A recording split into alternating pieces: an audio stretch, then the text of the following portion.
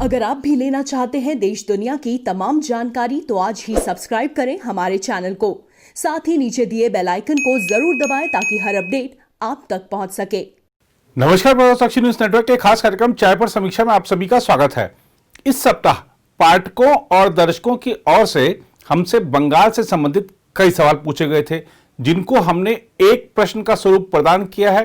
प्रयास करेंगे कि आपके सभी सवालों का उत्तर इस एक प्रश्न के जवाब में दे सकें। सवाल उठ रहा है कि क्या पश्चिम बंगाल राष्ट्रपति शासन की ओर बढ़ रहा है? यदि हम पश्चिम बंगाल में निष्पक्ष चुनाव चाहते हैं तो वाकई राष्ट्रपति शासन बेहद जरूरी है, लेकिन राष्ट्रपति शासन लगाकर चुनाव कराना हमारी संवैधानिक व्यवस्था पर एक गंभीर सवाल भी खड़े करेगा। साथ ही राष्ट्रपति शासन लगाते ही इस समय बैकफुट पर चल रही तृणमूल कांग्रेस फ्रंट फुट पर आकर खेलने लगेगी। यह भी सवाल उठेगा कि क्या भारतीय निर्वाचन आयोग और केंद्रीय सुरक्षा बल निष्पक्ष और पारदर्शी तथा भयमुक्त चुनाव करा पाने में सक्षम नहीं है, जो सरकार को बर्खास्त करना पड़ा। इसके अलावा केंद्र सरकार शायद कोई और राजनीतिक झंझट भी मोल नहीं लेना चाहेगी, क्योंकि यदि पश्चिम बंगाल में राष्ट्रपति शासन लगाया गया तो फिर विपक्षी दलों का राष्ट्रपति से मिलना, राजभवनों के बाहर धरना और विरोध प्रदर्शन शुरू हो जाएंगे। वह पश्चिम बंगाल की मुख्यमंत्री सदैव लोकतंत्र की बात करती हैं और संघवाद का हवाला भी देती हैं, लेकिन पिछले कई दिनों से साफ दिख रहा है कि पश्चिम बंगाल में कानून का शासन नहीं रह गया है और जिस तरह से केंद्र सरकार के साथ असहयोग किया जा रहा है, वह संघवाद के प्रति मुख्यमंत्री के रुख पर सवाल खड़े करता है। पश्चिम बंगाल में आक्रामक राजनीति पर ज्यादा आश्चर्य नहीं होना चाहिए। हमें याद रखना चाहिए कि ममता बनर्जी ने आक्रामक रुख अपनाकर सड़कों पर उतरकर वाम शासन से सीधे भिड़कर वाम कार्यकर्ताओं के आतंक का सीधा सामना करके वाम कार्यकर्ताओं के हमलों में कई तृणमूल कार्यकर्ताओं को खो करके एक संघर्षशील नेत्री की छवि बनाई और संघर्ष, सहानुभूति तथा सोच के चलते वह वाम के मजबूत गढ़ को उखाड़ फेंकने में कामयाब रही थी। जरा याद कर लीजिए नंदीग्राम आंदोलन को, जरा याद कर लीजिए सिंगूर के आंदोलन को। अब ठीक ममता के स्टाइल में भाजपा उन्हें राजनीतिक रूप से पटकनी देना चाहती है। भाजपा का आक्रामक रुख दर्शा रहा है कि वह तृणमूल शासन से भिड़ने को पूरी तरह तैयार है। आज भाजपा कार्यकर्ताओं पर भी उसी तरह हमले हो रहे हैं जैसे कभी तृणमूल कार्यकर्ताओं पर होते थे। आज भाजपा नेताओं पर भी उसी तरह हमले हो रहे हैं जैसे कभी तृणमूल नेताओं पर होते थे। बंगाल में बदलाव की बयार बह रही है। यह सिर्फ सोशल मीडिया पर चल रही कोई पोस्ट मात्र नहीं है। 2019 के लोकसभा चुनाव में जिस तरह तृणमूल कांग्रेस को झटका लगा और भाजपा का आधार व्यापक रूप से बंगाल में बढ़ा, उसे पार्टी 2021 के विधानसभा चुनाव में और आगे बढ़ाना चाहती है और उसका लक्ष्य अब राज्य की सत्ता को हासिल करना है। भाजपा धीरे धीरे उन राज्यों में जहां वह कांग्रेस से सीधी लड़ाई में थी, वहां कांग्रेस को सत्ता से बाहर कर चुकी है और अब क्षेत्रीय दलों से भिड़ंत में भी उसे अच्छी सफलता मिल रही है। उत्तर प्रदेश में देखिए, समाजवादी पार्टी और बसपा ने विधानसभा चुनाव में अलग अलग और लोकसभा चुनाव में भाजपा से मिलकर मुकाबला किया, लेकिन कुछ हासिल नहीं हुआ। त्रिपुरा में भाजपा ने वाम का मजबूत गढ़ ढहा दिया, जबकि कांग्रेस वहां ऐसा कर पाने में विफल रही थी। हाल ही में हैदराबाद में संपन्न नगर निकाय चुनाव में भाजपा ने टीआरएस और ओवैसी की पार्टी को जबरदस्त चुनौती पेश की। जहां तक पश्चिम बंगाल की बात है, तो जिस तेजी के साथ तृणमूल कांग्रेस के नेता पार्टी छोड़कर भाजपा में आ रहे हैं, वह दर्शाता है कि सत्तारूढ़ खेमा अब कमजोर हो चुका है। यही नहीं, ममता बनर्जी ने मां, माटी और मानुष का नारा दिया था, उसके साथ भी उन्होंने न्याय नहीं किया है। बंगाल आज भी गरीबी और तमाम तरह की मुश्किलों का सामना कर रहा है। वामपंथियों के शासन में यदि राज्य में निवेश नहीं आया तो ममता के रुख को देखते हुए बड़े निवेशकों ने अब तक बंगाल से दूरी ही बनाए रखी है। केंद्र सरकार के साथ सदैव असहयोग का रुख भी पश्चिम बंगाल से निवेशकों को दूर रख रहा है।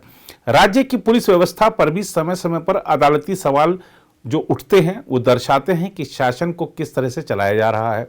राजनीति और लोकतंत्र में संवाद सबसे मजबूत और जरूरी पक्ष है और इसमें हिंसा के लिए किसी तरह का कोई स्थान नहीं है, लेकिन बंगाल की राजनीति में हिंसा ही हावी है। राज्यपाल की सख्त चेतावनी को देखते हुए ममता बनर्जी को सतर्क होना चाहिए, लेकिन उम्मीद कम ही है कि तृणमूल कांग्रेस इस चेतावनी को सकारात्मक रूप में लेगी। जेपी नड्डा के काफिले पर हुए हमले को देखें तो केंद्रीय गृह मंत्रालय ने गंभीरता से लिया है इस मामले को। इस पर भी राज्य प्रशासन को चेत जाना चाहिए। बंगाल की राजनीति में यह जो रक्त चरित्र आ गया है, उसको देखते हुए लगता नहीं है कि यह रविंद्रनाथ टैगोर का बंगाल है। नड्डा अब वापस आ गए हैं और अब अमित शाह बंगाल जा रहे हैं। भाजपा ने तय किया है कि हर महीने पार्टी के केंद्रीय नेता बंगाल का दौरा करेंगे। दूसरी पार्टियों को यह ध्यान रखना होगा कि जितना भाजपा पर हमला किया जाएगा उतना पार्टी मजबूत होगी, क्योंकि हमलों को भुनाना शायद भगवा पार्टी से बेहतर कोई नहीं जानता। और अभी तो चलिए अमित शाह जा रहे हैं, उसके बाद प्रधानमंत्री नरेंद्र मोदी के भी दौरे प्रस्तावित हैं। माना जा रहा है कि भाजपा इस तरीके की योजना बना रही है कि अगले वर्ष के शुरू से ही प्रधानमंत्री की कुछ रैलियों की व्यवस्था की जाए। प्रधानमंत्री अपनी रैलियों में निश्चित रूप से तृणमूल शासन के दौरान जो राजनीतिक हिंसा हो रही है उस पर निशाना साधेंगे। और प्रधानमंत्री ने अभी हाल ही में जब देखा कि जो चुनाव के बाद जो राज्य विधानसभा चुनाव थे बिहार के, उसके ठीक बाद जब कार्यकर्ताओं को संबोधित किया था तो पश्चिम बंगाल की राजनीतिक हिंसा का मुद्दा उठाया था।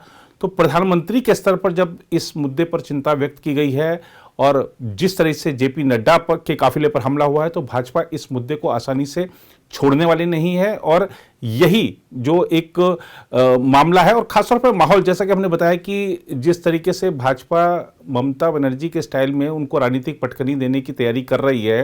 ममता बनर्जी को याद करना चाहिए, उस समय वो लोकसभा की सांसद थी, जब तृणमूल कार्यकर्ताओं पर हमले होते थे किस तरह वह उद्वेलित होती थी, किस तरीके से वो पश्चिम बंगाल की सरकार को पर निशाना साधती थी। आज ठीक वैसी ही स्थिति है। तो शायद जब अपने साथ होता है तब लोगों को बुरा लगता है, जब दूसरे के साथ होता है तो शायद उसको इग्नोर कर दिया जाता है या उसकी अनदेखी कर दी जाती है। और यही बात इस समय दिख रही है। राजनीतिक माहौल जो पश्चिम बंगाल का है, आप देखिए कि कथित रूप से पुलिस ने कह दिया कि कुछ हुआ नहीं है, हालांकि अब एफआईआर वगैरह दर्ज की गई है अज्ञात लोगों के खिलाफ। लेकिन अगर पुलिस की उपस्थिति में इस तरह का हमला होता है एक राष्ट्रीय पार्टी के राष्ट्रीय अध्यक्ष पर, तो आम कार्यकर्ताओं की क्या हालत होगी इसकी आप कल्पना भी नहीं कर सकते हैं।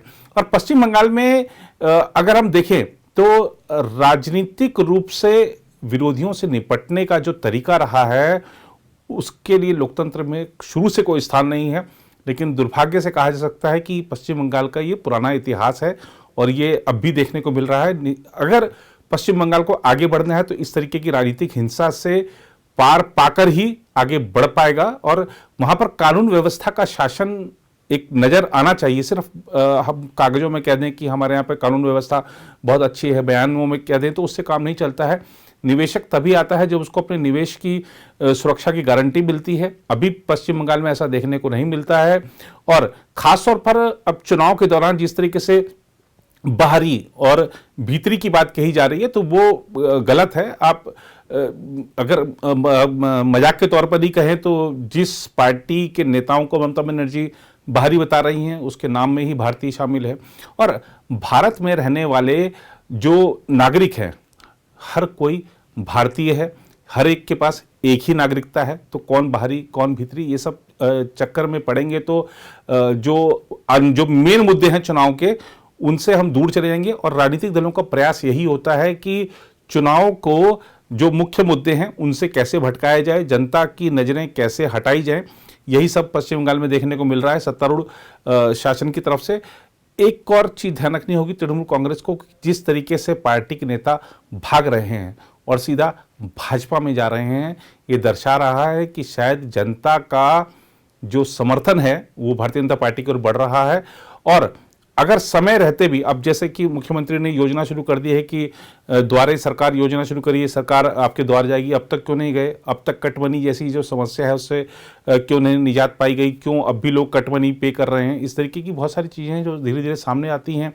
अब चुनाव के दौरान जो स्वास्थ्य सेवाओं से जोड़ा जा रहा है सभी नागरिकों को, पश्चिम बंगाल के जो रहवासी हैं सबको जोड़ा जा रहा है। तो ये सब चीज़ें पहले होनी चाहिए थी। हमने नारा दिया था, हमने जो बुनियादी सुविधाएं उपलब्ध कराने का वादा किया था हम उसको पूरा करने में विफल रहे हैं। पश्चिम बंगाल में ऐसा देखने को मिलता है, अमूमन हर क्षेत्र में मिलता है। इसीलिए भारतीय जनता पार्टी ने इन सब मुद्दों को बना लिया है और जो चुनाव है अब जिस तरीके से आगे बढ़ रहा है, राजनीतिक हिंसा देखने को मिल रही है। जैसे जैसे चुनाव सामने आएंगे, पास आएंगे, हो सकता है इसमें वृद्धि हो। अगर कोई गंभीर कदम उठा लिया जाता है केंद्र की तरफ से, तब हो सकता है कि इसमें काबू पाया जाए। लेकिन अगर हमें देखें, हम चुनावी मुद्दों को देखें, तो निश्चित रूप से अब जो बंगाल है उसको सोनार कैसे बनाया जाए और सोनार कौन बनाएगा, इस मुद्दे पर चुनाव होने वाला है। फिलहाल आज के इस कार्यक्रम में इतना ही। पश्चिम बंगाल से संबंधित हमारे कुछ विशेष कार्यक्रम हैं, उसको भी आप देखिए, अपनी राय दीजिए और बाकी देश दुनिया की खबरों के लिए बने रहिए प्रभा साक्षी के साथ।